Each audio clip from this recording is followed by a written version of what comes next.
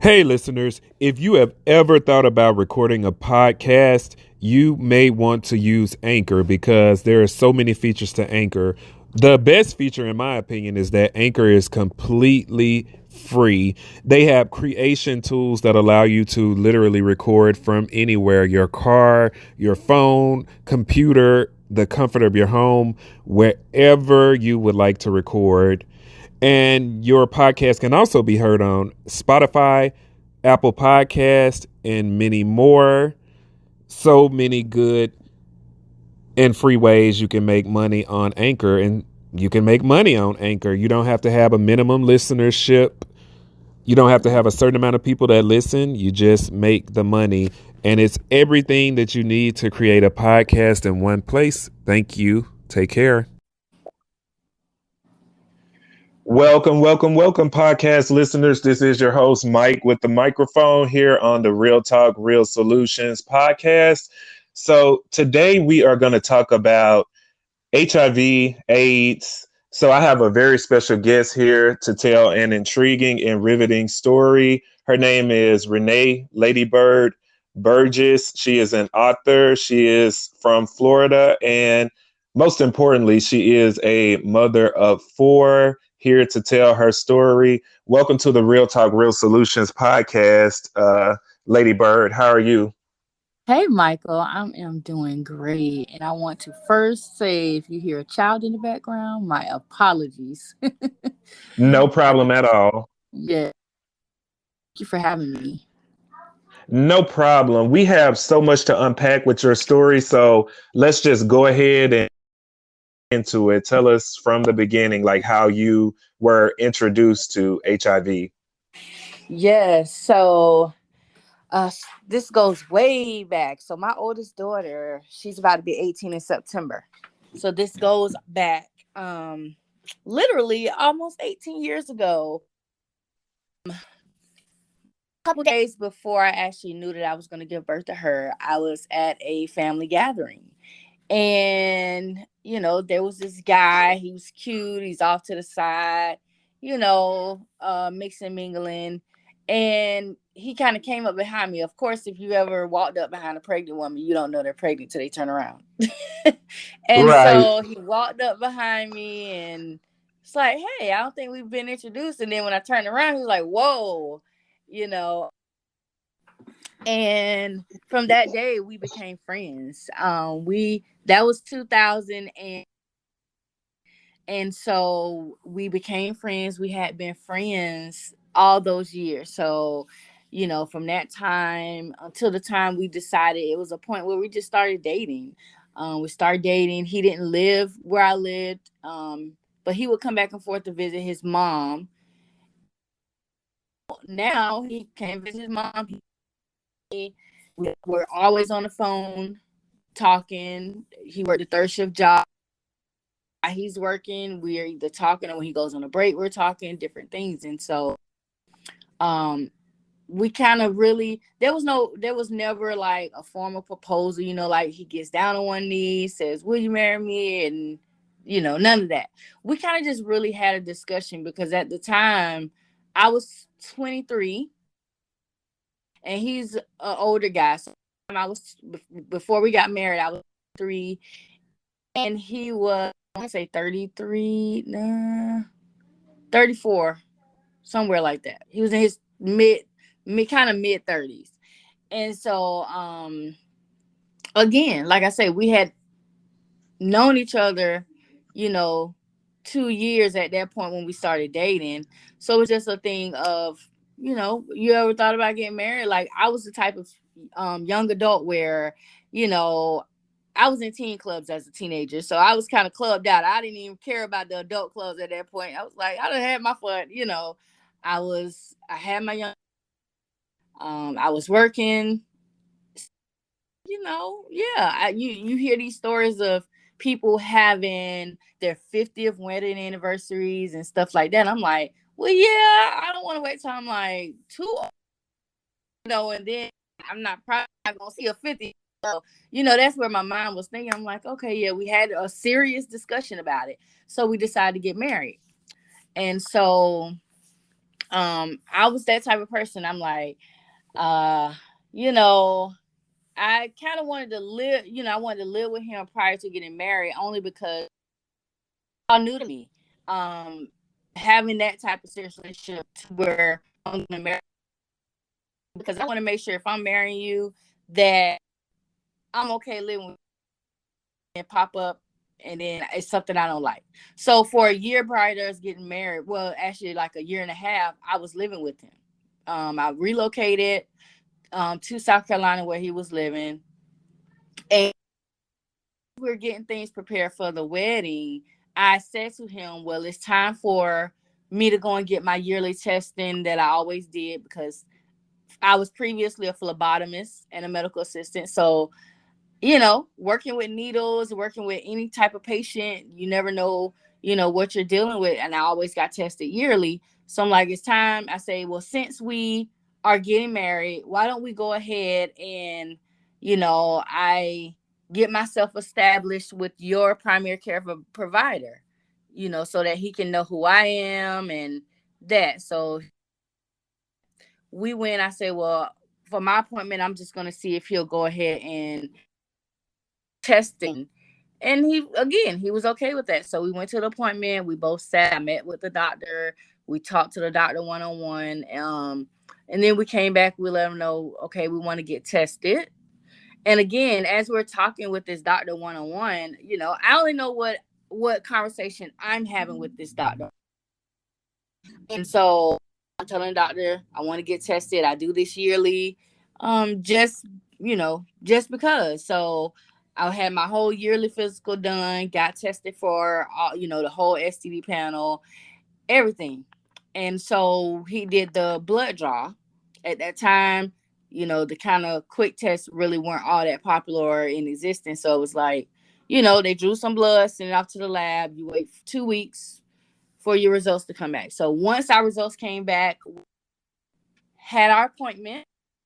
And you're still in separate rooms at this point, right?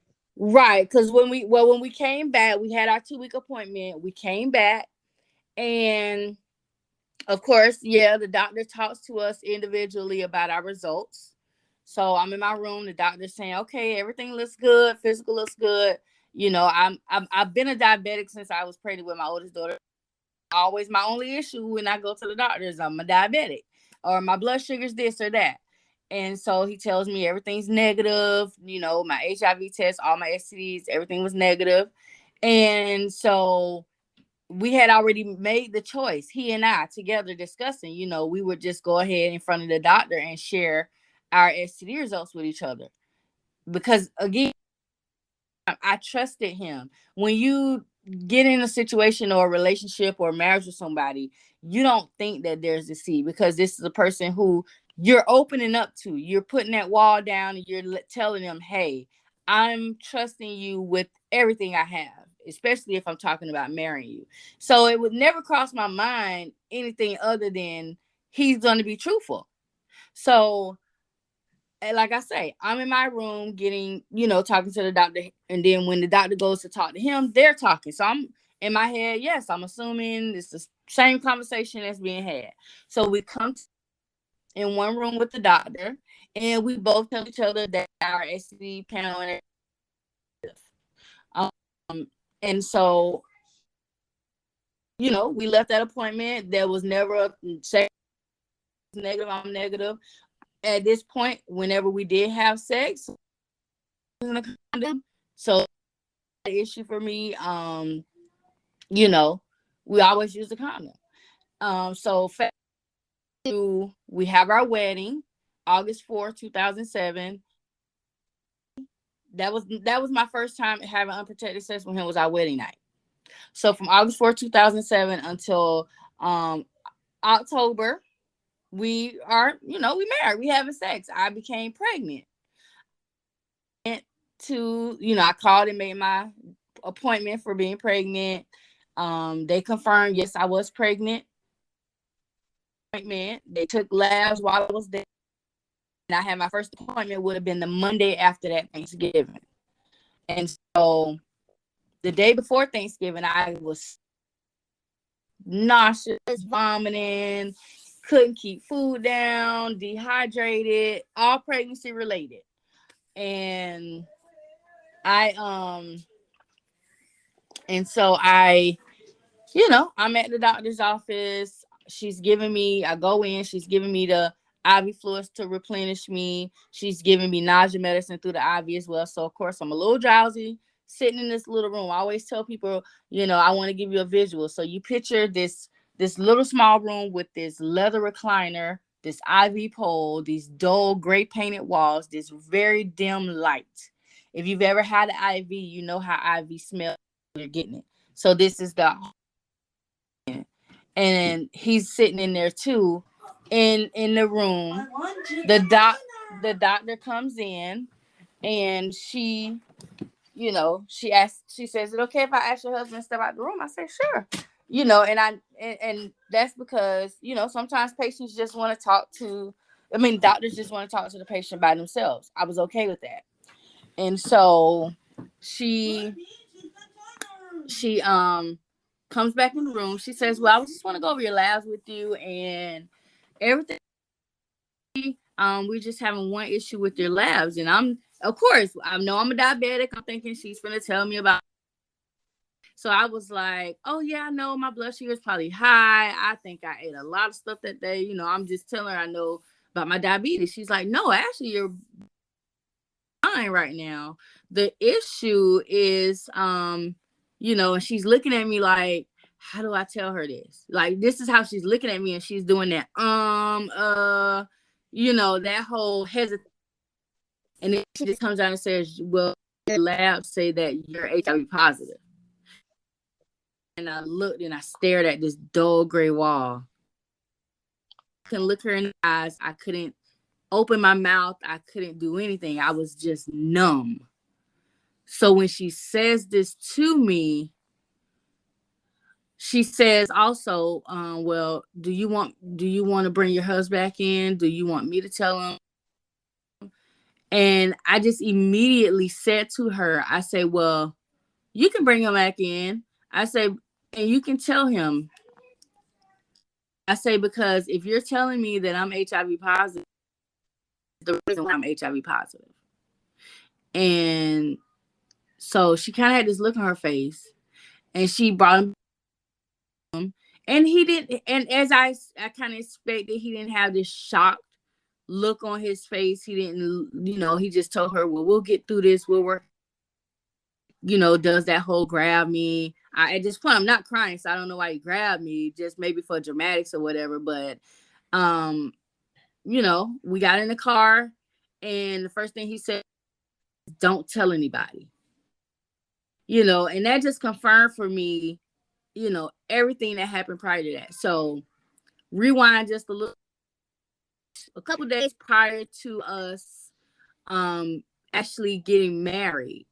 We come to Florida. The wedding's in Florida, and we're at his mom's house. And his mom, you know, his mom has been known to not be truthful about a lot of things. And so the situation that took place was, she came to me. She had me outside in her, and she says to me, has you about HIV? And I'm looking at her like, what are you talking about?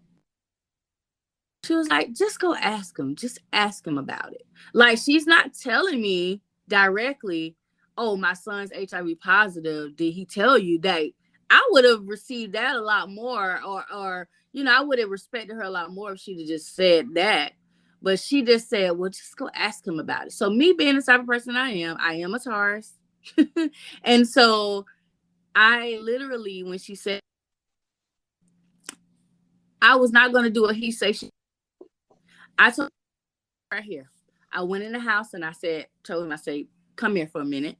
Brought him outside, stood him in front of his mom, because at this point, I can't see somebody lying about somebody in their face, right? So brought them two together in front to him. I said, your mom asked you about HIV. What is she talking about? Now I'm asking him this in his mom's face. He stood there and said, and looked at her and looked at me and said, well, I don't have a clue what she is talking about. I don't know why she told you to ask me that. Now, at that point, if he in fact was lying, you would have expected his mom to immediately cut him off and say what it was. She did not part her mouth. Her history of not always being truthful, sometimes being, sneaky about things, being like her history, it was one of those things where, okay, she didn't rebut, she didn't deny, she didn't say anything in front of him. She didn't say, oh, he's lying. So the assumption is she's lying. So at that point, of course, I'm pissed off because I'm assuming she's just making something up. Maybe she don't want me to marry him. He was older. He was working a nice job. Like literally, he was working a very nice job. Like $20 an hour or more. Working for a manufacturing company making cars, and so because there were so many other issues that took place that made me feel like she just didn't want me to marry him. Yeah, she was cool with me and my family, but not one time did she part her mouth and just come out and say, hey, you need to know this is what he's dealing with. If he ain't tell you, well, I'm telling you. If that were me, I would not put myself in a position like that. I would just be truthful, whether my child liked it or not. So moving back forward, I get this diagnosis. He tells me not to tell anybody. So I didn't. And I didn't tell anybody, not because he told me not to. It was just because I was still processing it. I was still trying to figure out how did this happen? My mind's racing. I'm going through every emotion. I went through every single emotion. Like I went through sadness, depression, through sometimes I just chuckled and laughed because I'm like, red flag. Like, you sit back and you realize, dang, that was a red flag. That was probably a red flag. Like, because when you are put in certain situations, especially when love is involved, you don't look at this stuff. You don't realize it. And so finally I broke down one night and I couldn't take it. I had to call my mom. I called my mom, told her everything that took place. And we just had a moment of crying. She's crying, I'm crying. We called my oldest daughter's godmom because at this point my mom didn't know who to reach out to, who she could talk to in confidence. So I just called, my oldest daughter's godmom, and let's explain everything to her so you can have at least somebody you can lean on. So all three of us on the phone crying, trying to figure out what's gonna go on. The whole month of December 2007, I chose to come back to Florida just to clear my mind, to get away from him. I needed that time. And so came back here. Of course, he's calling, when are you coming home? Blah, blah, blah. I didn't go back till the day after December. I mean, the day after Christmas. I didn't go back till then. I went back at that point with just one thing on mind, to get everything that I own and leave, because I made the choice that if I stayed, I would probably have ended up in prison. He would probably have been dead. That's where I was. I got to a point where I was enraged. Like every day, I imagined a new way I could kill this man, literally. And I knew when I got to that point, I said, nope, I am not equipped for prison. I do not want to go to jail, so I am going to leave. And that's what I did. Literally, New Year's Day, I got in my car with everything that would fit in there. What didn't fit, I left it at a friend's house, went back for it later, and I left. 2008, my aunt calls me. She sees a case on TV where there was an older guy and a younger guy. They were a couple. The older guy had knowingly infected the younger guy who didn't know his status, and they charged and sentenced that guy for infecting him here in the state of Florida. She told me to hurry up and turn the news. So I saw that. She was like, that's what happened to you. Because at this point, of course, I've confided in other family members. And so I called the sheriff's office. I explained the situation. The detective, I never forget his name. He's retired now, Detective Futch. He said to me, married or not, it's a crime. He did not tell you. He did not give you an option. You had no clue. But he knew. And he made sure that every possible way, anything that needed to be done to prove that he disclosed and I didn't know, he made sure that it was found out.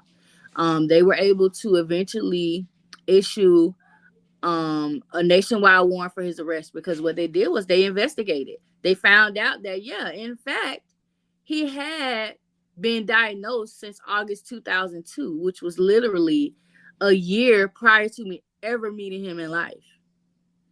So he knew his status. How did he then get a negative status at that doctor's appointment? Yeah, that's the thing. He didn't. So because that doctor was already his primary care physician, they already knew his status. With physicians and any healthcare, whoever, they have what's called the HIPAA law, and they have privacy acts. So with the HIPAA law, a physician, a doctor, nurses, anyone that works in the medical field cannot release a patient's information to anyone unless that patient has put them in their records as someone who can have shared information. We were not legally married, so I was not on his medical records as someone who was able to get his shared information. So remember, I said I'm in my doctor's talking about. So through the whole investigation, once the detectives finally was able to reach the doctor informs them that room with him, he let him know, right now we can go in here, we can tell her what's going on. Yes, you risk the chance of her leaving you and not wanting to be with you, or you risk the chance of her staying and wanting to be educated, and the whole spill. And he assured the doctor that he would do it on his own, that he would tell me. And because Was the that had doctor in the been, room at that point when you guys finally came together to discuss the results? yeah, when we came together to discuss both of our results, the doctor was sitting. And But very of course, stoic, or what was his or her reaction? well, because he and the doctor had already discussed that the doctor was going to allow him to tell me whenever he was ready to tell me. The doctor just didn't act like anything. He told me he was negative because, like I say, they had already discussed that when he was ready to tell me, which he assured the doctor he would tell me. That so the doctor trusted his patient, basically. Um, but he never told me, obviously. Yeah. So, in the end, the doctor did relay the message and say, if if it was any way that he could have told me, he would have. And that's the conflict with doctors and physicians, nurses, all that. The confliction is that they see a lot of things that take place around them, but because license, you know, they can't say anything. You do have that handful of people who will just say, you know what, bump this license. I don't care. I'm going to protect somebody, and they will do whatever they do. But you have those ones who say, I went to school, I got these loans, I got all this stuff I done did, and I'm gonna follow this privacy and HIPAA laws. Like, and he was one of those doctors. He basically, was protecting himself, which I can't be mad at that. I don't fault that doctor at all, you know. Um, but yeah, so he was charged, he was sentenced here in the state of Florida. The maximum sentence in the state of Florida is 5 years. He was sitting in jail for 6 months, so they gave him 6 months served, 4.5. He ended up getting behavior, and after 4 years, he was released in March of 2012. Um, and through that whole process, there were other people that were infected. There were other people that were exposed.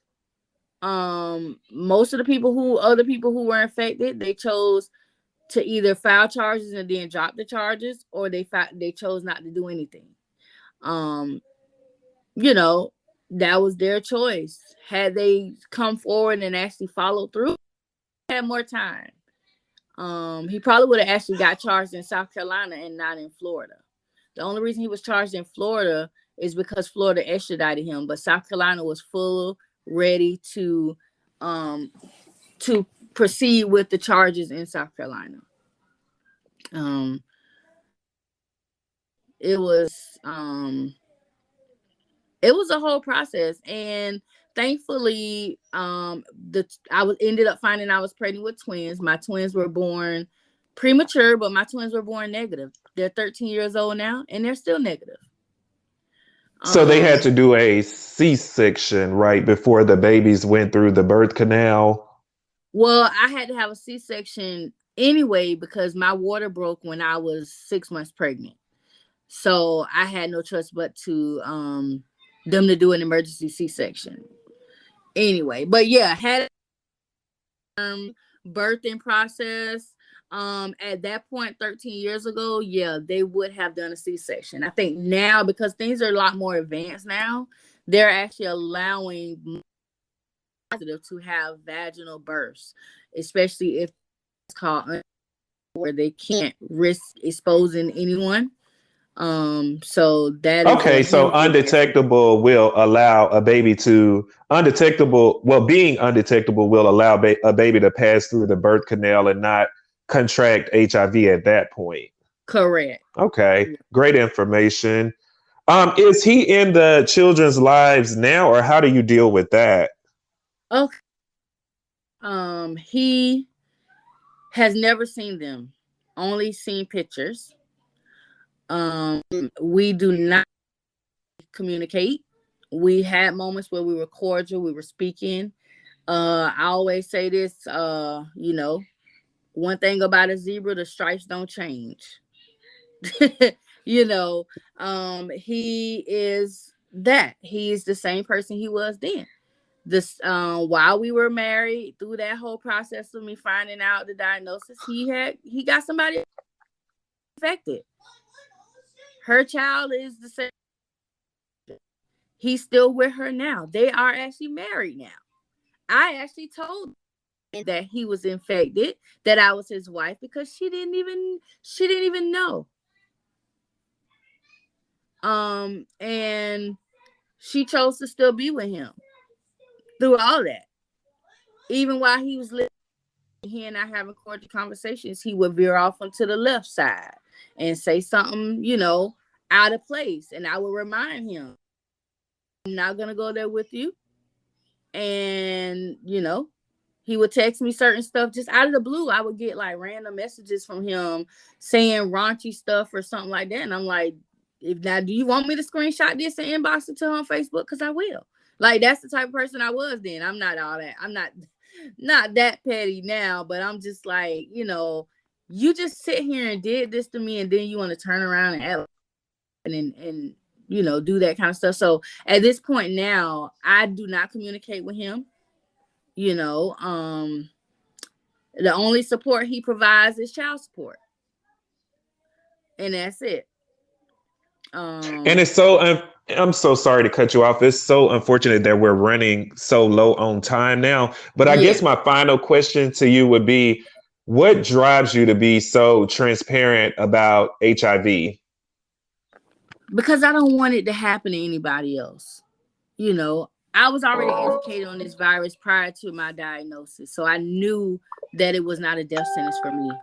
But there are so many people who don't know that. They don't know that it's not a death sentence. They get infected with this virus and they think this is the end of the world. They think they can't live a full life. They can't have a baby. They can't have a relationship or live a life. And so I want to show them that, yes, I have a 7-year-old. I remarried, you know, and that it's possible to do that. You don't have to live in fear. If you don't want anybody to know that you're HIV positive, there are other resources available for dating. They have the dating sites for people who have STDs, not just HIV, all of the STDs. There's a dating site with people who share your same situation, so life is not over. And I just want to let them know that this can happen, especially married couples, because so many people are married and they feel like, oh, I'm married, my husband ain't doing nothing. But at the end of the day, we are not with our partners 24/7, married or in a relationship. You don't know what's until that one time you go for that physical, or for you get sick or whatever, and that doctor tells you have a STD, and then you're looking like, how did this happen? It happened because you didn't think it could happen, but it can. And that's my biggest thing for wanting. Thank you so much. And it's such an amazing story. And I'm sure a much more common story than people imagine and people think of. And we are unfortunately out of time. Thank you so much for your transparency, your openness, your You're willing to just welcome. share and inform people because it's a big thing, especially in our Black community. It's a big thing in all communities, but here at the Real Talk Real Solutions podcast, we like to focus more on our own Black, issues and our own Yes, Black people. Everybody matters, but Black lives do matter. And thank you so absolutely. much, Miss Burgess, for appearing here on this show and informing people. That's the goal of this podcast, is to inform and teach. And I would definitely love to have you back again just to talk about some different things because I'm sure you have a wealth of knowledge in other areas as well. Thank you so much. And thank you for joining us. Have a good day. Where can they follow you at if people want to get in touch with you? You can follow me on on there. Instagram is Ladybyrd, LADYBYRD, as well as on Facebook. So you can find me on. All right, and you can follow me on Facebook also at Microphone Mike on Facebook. And once again, Lady Bird, it's been a pleasure with you and signing off. Bye. Thank you.